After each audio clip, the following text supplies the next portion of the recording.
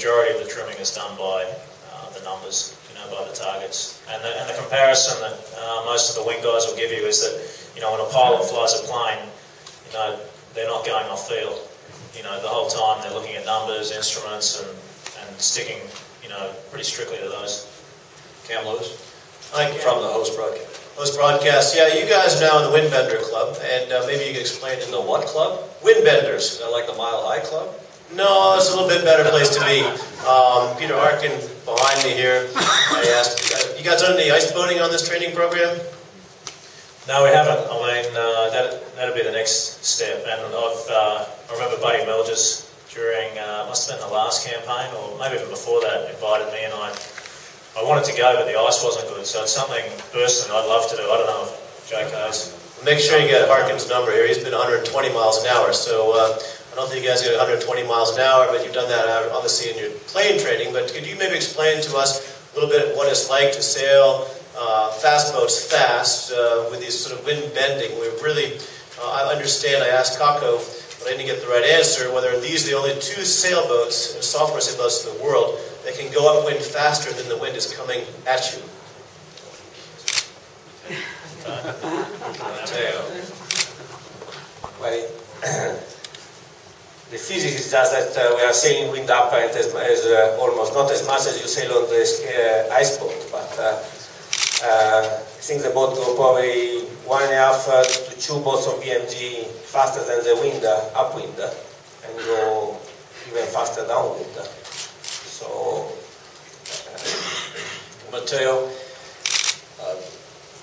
Russell has said a number of times that these boats are not only fast upwind, but they're so fast downwind that if you round the top mark and let a balloon go, that the boat is going to get to the finish line before the balloon. In certain, is that true? yeah, Is that Russell? The boat is faster than sail faster BMG than the wind. At least 2 times downwind. And the boat when jives, you always start even downwind, because even if you turn downwind, the apparent wind angle change against you. Stuart? Stuart Alexander, Independent London, for Jimmy and John, I guess. Can you tell us how you try to analyse the risks versus the benefits of being really aggressive in the pre-start? You're not asking if they're going to be aggressive in the pre-start. They're not going to tell me if they're going to be aggressive. You must be a veteran journalist. Well, at the moment, we think the start line is going to be quite long. So, by the time the boats cross on the initial entry, and also the port tack boat, has a little bit of a advantage by being further down the line.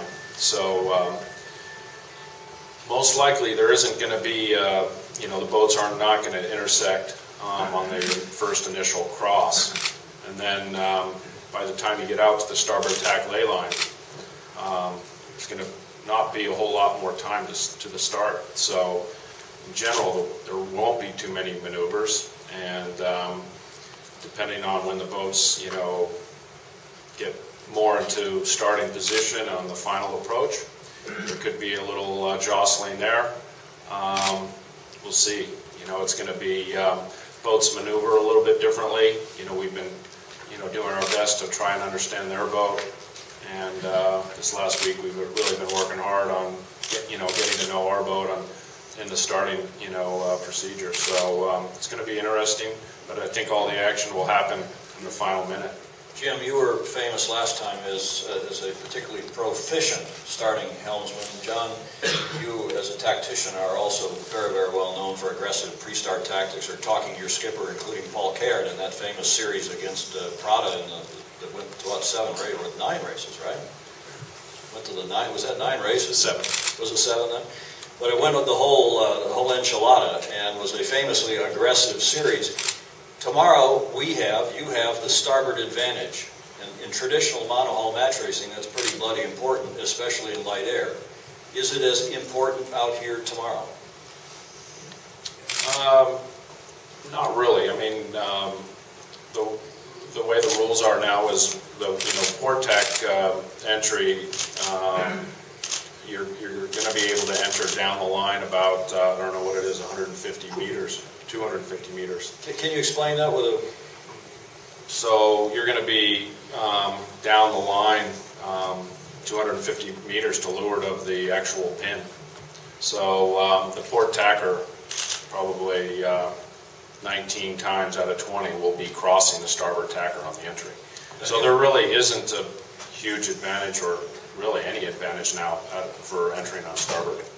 Just so everybody gets a clear picture of that, maybe you all understand this, but if you don't, the normal starting line, where's another mic? The normal starting line is between a race committee boat and a buoy, as you all know, and the port entry boat comes in from the, if you're the wind, the port entry boat comes in at the pin end and is now on port tack, the giveaway boat, whereas the starboard tack boat, which we will be, comes around the committee boat, comes in on starboard tack with right of way. As John just explained, this time, instead of the port tack boat having to come in here, the race committee is setting another boat downwind here. It's a boat, right? So that the port tack boat doesn't have to come like this, they come like this. So you see they're downwind, and that should, as John was just saying, that should probably mean that this will get them, the port tack boat, easily across. That's the idea, right? Is that, did we just confuse you more? So Jorge, Jorge Aguade, you had a question. Yesterday you go with 10 people in the boat. I think it took 40. Two questions, one serious. The first one is, what do you think about that? And the second one, after saw that, Larry asked for a slot in the boat. Is Larry? Asked for a place in the boat.